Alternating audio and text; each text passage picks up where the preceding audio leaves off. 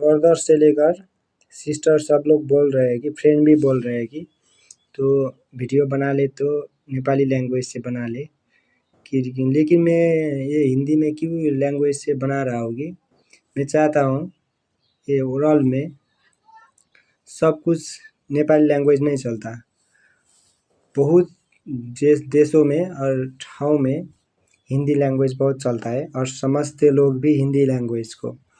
तो इसलिए भी मैं हिंदी लैंग्वेज पर फोकस करके वीडियो बनाता हूँ और उन लोग को पास भी मेरे वीडियो चलेगा। उन लोगों के पास भी मेरे को यूट्यूब से वीडियो भेजता है, लेकिन उन लोग को नेपाली लैंग्वेज से मैं बनाता हूँ, उन लोग नहीं बूझ पाते। इसलिए मैं चाहता हूँ कि सभी लोग को मेरे लैंग्वेज समझ आ जाए, तो इसलिए भी मैं हिंदी में बनाता हूँ सब कुछ वीडियो।